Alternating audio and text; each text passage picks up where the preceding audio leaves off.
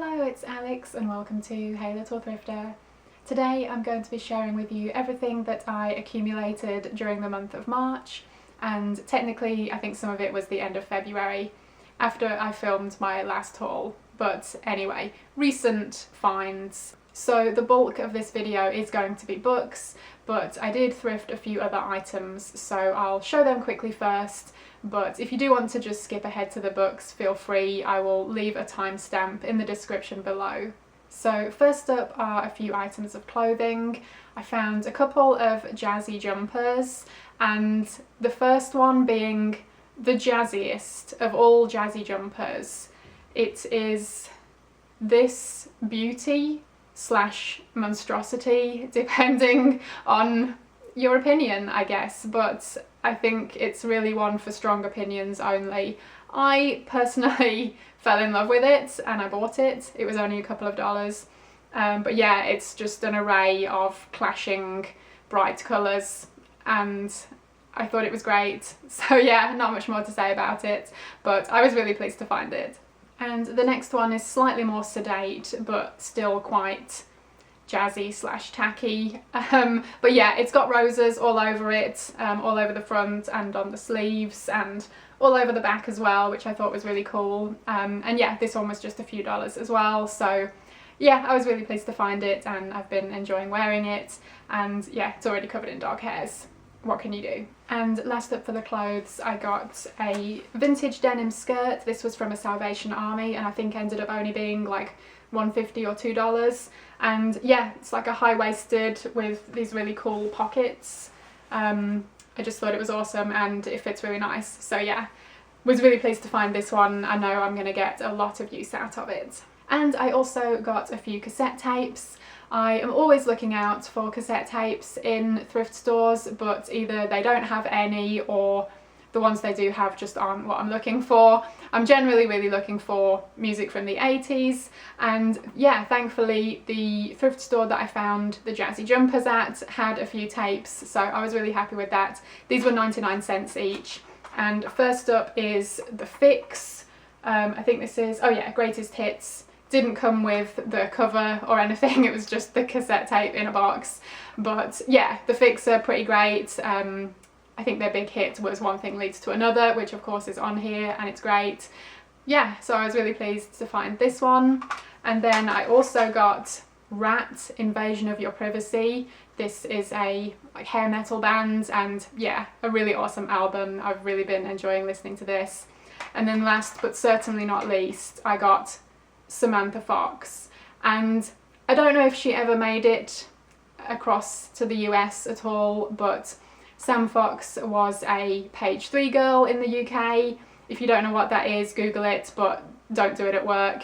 And she also had a bit of a pop career in the 80s. And yeah, so this is just fun, cheesy 80s pop music, and I've really been enjoying listening to this one too. Okay, on to the books. First up are a couple that I found at a Goodwill thrift store.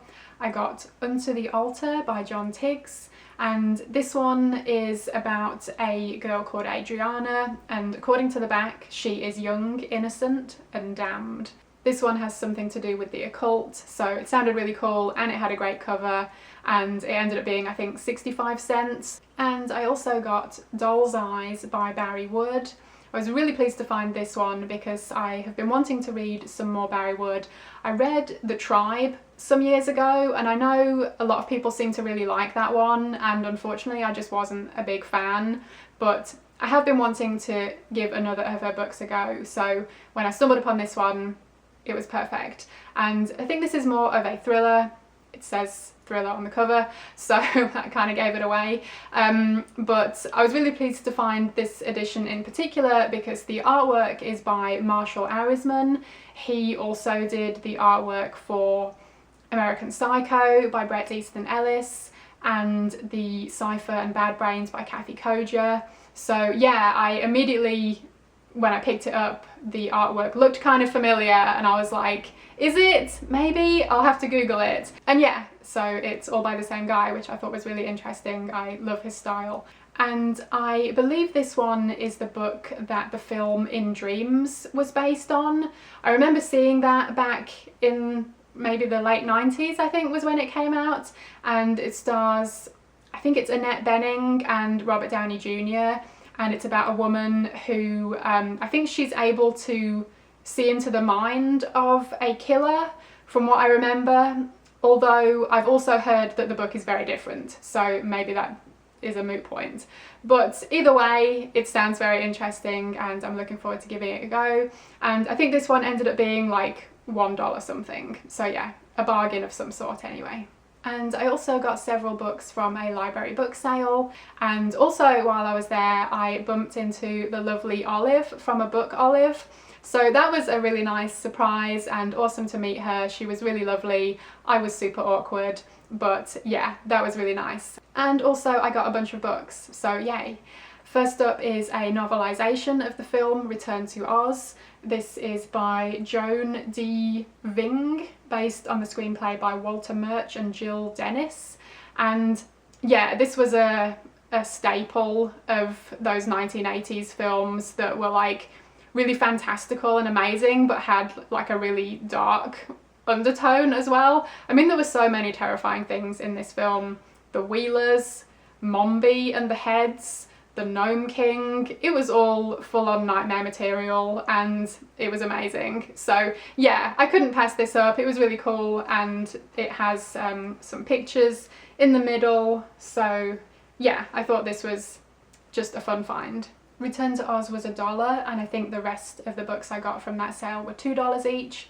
I got 3 Things About Elsie by Joanna Cannon, and I think this is a mystery, and it's about an elderly lady living in a nursing home, and I'm not entirely sure other than that. I remember hearing about it last year and it sounded really interesting, but time has passed and I've kind of forgotten the details. But I recognised the cover because it is quite memorable, and I thought I'd pick it up because I remember it sounding interesting at some point. And yeah, if you don't know what this is, it's Battenberg Cake, which is the best cake, or at least one of the best cakes ever. I don't think it's a thing in the US, which is a crying shame and makes me wonder why I moved here. But yeah, it's like a sponge cake surrounded by marzipan.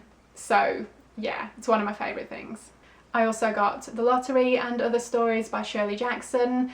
I haven't read The Lottery. I know a lot of people in the US, I think, got taught it at schools, but we never did where I grew up, and I've never actually read any of Shirley Jackson's short stories, so I was super pleased to find this and I'm really looking forward to reading it. And then I got a ton of anthologies.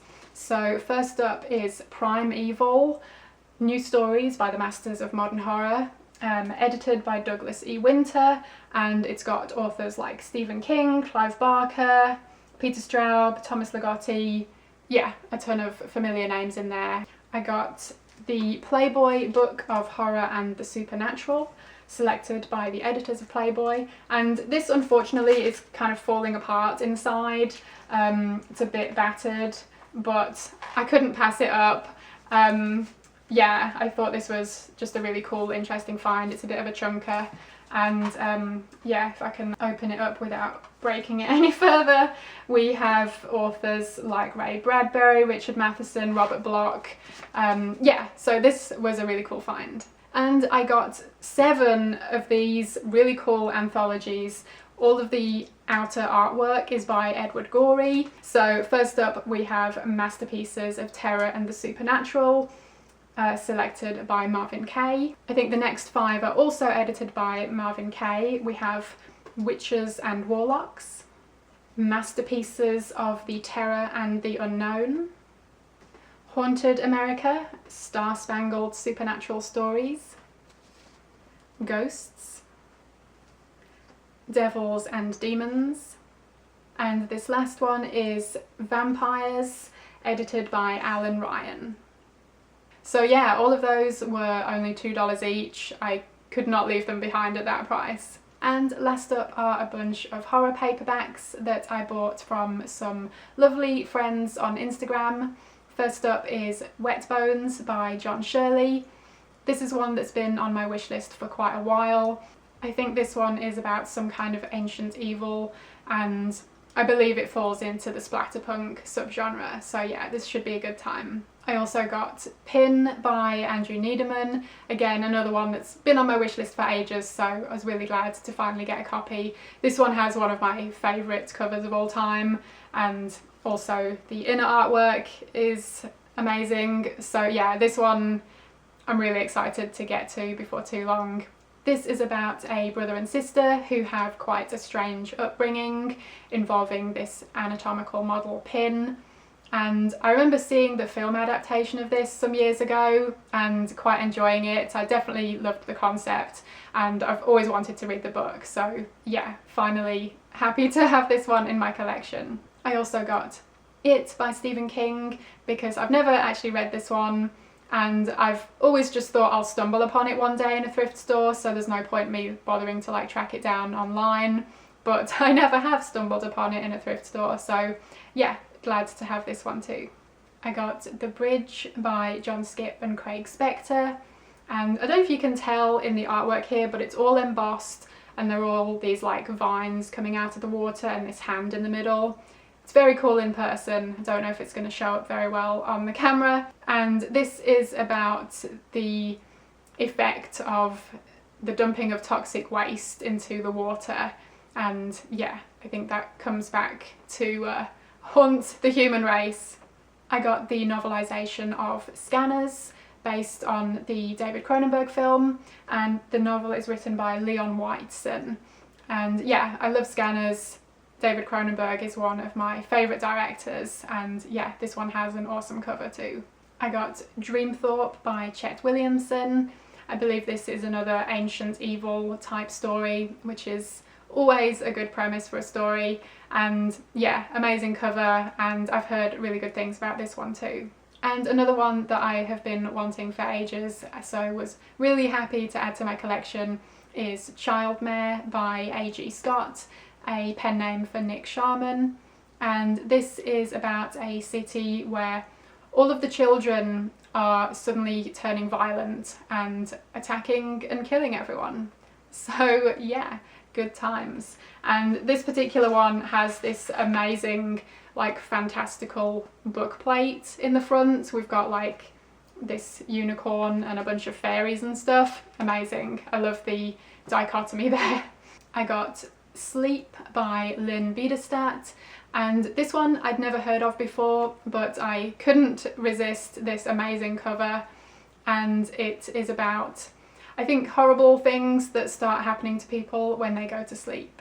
And last but not least, speaking of horrible things happening to you when you go to sleep, I got the Nightmares on Elm Street. This is parts 4 and 5. These are novelizations of the films, and they also have some pictures in the middle as well. So yeah, really pleased to add this one to my collection too.